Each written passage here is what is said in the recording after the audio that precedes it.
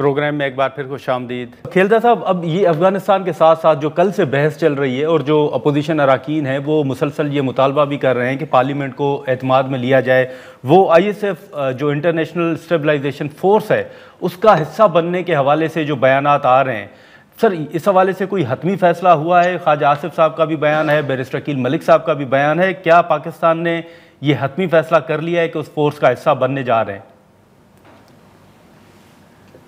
नादिर, देखें, जो भी हुकूमत डिसीजन करती है या कोई बड़े फैसले करती है तो हम हमेशा पार्लियामेंट को एतमाद में लेते हैं।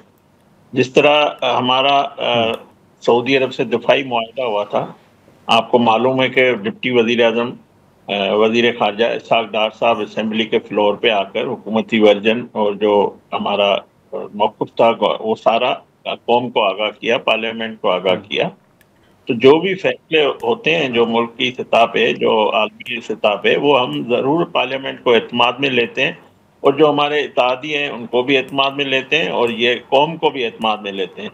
पाकिस्तान की तरक्की, तामीर और दिफा और सब के लिए जो भी फैसले होते हैं वो का ये मैंडेट है कि वो अपना कोई भी फैसले करती है तो बिल्कुल पार्लियामेंट को हम आगाही दें। जो भी हमारे डिप्टी वजीर आजम साहब हैं या वजीर दिफा है, वक्तन वक्तन जब भी कोई ऐसा मामला होता है तो वो पार्लियामेंट के सामने जरूर रखा जाए, क्योंकि ये जमहूरी हुकूमत है। पार्लियामेंट की हम हमेशा तौकीर चाहते हैं, पार्लियामेंट की बालादस्ती चाहते हैं और ये पार्लियामेंटन का हक है कि उनको तमाम मामला में उनको आगाही दी जाए और वही फोरम है अवाम को आगाही करने का भी।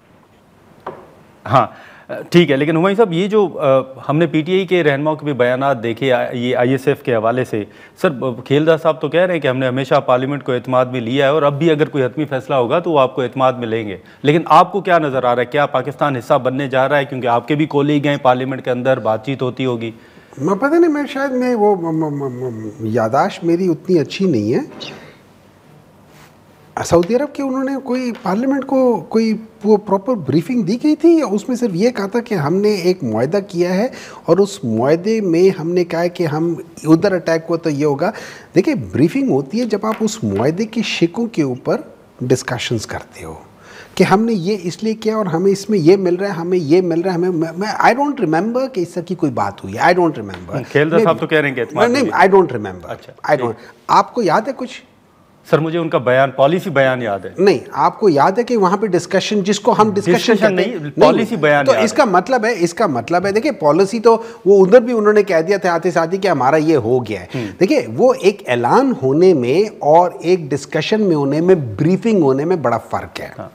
ठीक है, सो कोई ब्रीफिंग नहीं। आप इन कैमरा ब्रीफिंग चाहते हैं कि डिटेल्स सामने आनी चाहिए? यस, सामने ना आए, इन कैमरा आप बताते हो कि यार ये चीज़ें हुई है, इस वजह से हुई, इस वजह, और इन कैमरा क्या बहुत सारी चीज़ें आप सामने करो, उसमें कोई ऐसी शिक हो कि जिससे बताने से नुकसान होता है मुल्क को, वो ना बताओ, लेकिन बाकी चीज़ें तो बताओ ना। हर चीज़ छुप के करने में क्या बात है, क्या प्रॉब्लम है? हम कोई गलत काम कर रहे हैं, किसके बाप का खा रहे हैं? हम एक खुद मुख्तार मुल्क हैं, इन लोगों ने नहीं रहने दिया वो और बात है, पर हम हैं। तो भाई बताओ, डर के मत करो। अभी आप जो बात कर रहे हैं, वाकई सुनने में यह आ रहा है कि हम लोग अब सो कॉल्ड IDF जो इजराइल की जो फोर्स है उसके नीचे हम होंगे। ये फोर्स आपके नजदीक इजराइल की है? और किसकी होगी? ये तो सर न्यूट्रल एक मुस्लिम मुमालिक है ना। नहीं, एक बात याद रखिए, वो उनकी नहीं है। अगर आपने करना है, असल चीज है आपको वहां पे UN बेस्ड फोर्स होनी चाहिए।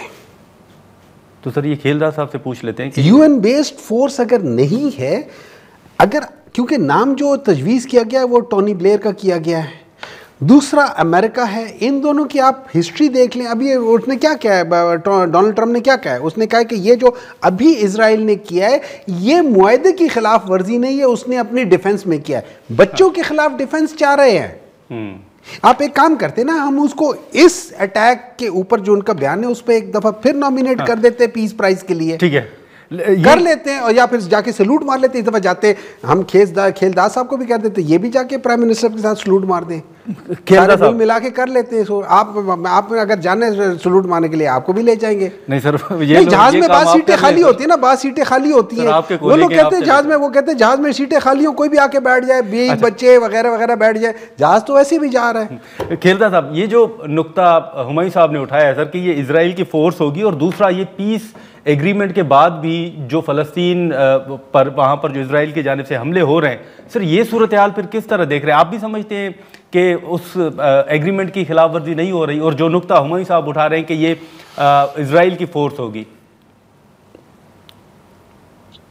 देखिए, पहली बात, हुमायूं साहब कह रहे हैं कि पार्लियामेंट को एतमाद में नहीं लिया गया, पॉलिसी बयान दिया गया है। पॉलिसी बयान देखो, वज़ीर कोई भी फैसला अकेले नहीं करते हैं, वो काबीना से मंजूरी के बाद ही सारे अहम फैसले होते हैं। काबीना से कोई भी मुआहदा हो, कोई भी कदम हो, वो काबीना उसमें जो है उनसे मंजूरी होती है।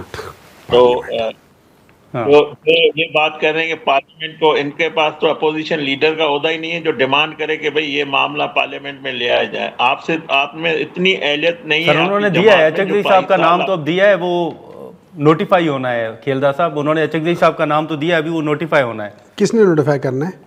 स्पीकर साहब। क्यों नहीं कर रहे? नोटिफाई स्पीकर साहब को, तस्दीक चाहते हैं स्पीकर साहब को करना। देखें, लेकिन सर वो चाह रहे हैं कि जो दस्तखत है उनकी तस्दीक हो। खेलदा साहब,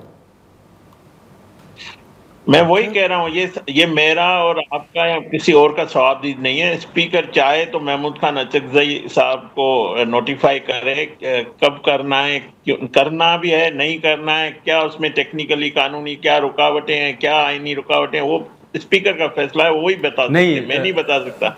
मगर ऐसा शख्स नहीं है जो अपना पार्टी का बंदा लाके अपोजिशन लीडर बनाए। अपोजिशन लीडर के लिए इनके पास कोई एतमाद नहीं है किसी अपने पार्टी के रुकन पे, किसी अपने MNA पे। अपोजिशन, जब आप अपोजिशन ही नहीं करेंगे तो आप डिमांड क्या करेंगे? और हम तो जब अपोजिशन में थे तब भी आप अहम फैसलों में पार्लियामेंट, जब अस्करी क़यादत, सिविलियन क़यादत बैठती थी, वज़ीर-ए-आज़म तो आपका नहीं आता, तब भी आप शामिल नहीं होते थे। तो आपको इन मामलों से दिलचस्पी नहीं है, आपको मुल्क के मसाइल से दिलचस्पी नहीं है, आपको पाकिस्तान के जो आलमी लेवल पे जो वक़ार बहाल हुआ है उसमें आपको वो हज़म नहीं होता है। तो वो जमात डिमांड कर रही है कि आप पहले अपना आईनी जिम्मेवारी पूरी तो करें, अपोजिशन का कोई अपना बंदा तो लाएं। तो ये सारी बातें नहीं, लेकिन एक चीज बता दें खेलदा साहब, ये जो दस्तखत PTI ने जमा करवाए हैं, क्या हुकूमत को कोई डाउट है, कोई शक है उन दस्तखत पर? आप समझते हैं कि जो जमा करवाए गए हैं शायद उनमें से बाज़ अरकान ऐसे हैं जिन्होंने वाकई दस्तखत नहीं किए? क्या कोई आपको डाउट है इस हवाले से? देखें, मेरे पास ऐसी कोई इन्फॉर्मेशन नहीं है कि मैं टीवी पे आकर कहूँ कि दस्तखत सही है गलत है। ये स्पीकर ऑफिस का काम है, स्पीकर ऑफिस से बताया जा सकता है, उससे वहां से मालूम हो सकता है, और स्पीकर साहब का फैसला होगा कि अपोजिशन लीडर कब करना है, कौन सा करना है, क्या नाम आए हैं, नाम सही है गलत है, दस्तखत है नहीं। ये इसमें हमारा गवर्नमेंट का काम, स्पीकर सबका स्पीकर है और पूरे ऐवान का वो कस्टोडियन है, वो उसको फैसला करना है। ठीक है नाज़रीन, यहाँ पर एक मुख्तसर सा ब्रेक लेते हैं, ब्रेक के बाद गुफ्तगू को आगे बढ़ाते हैं।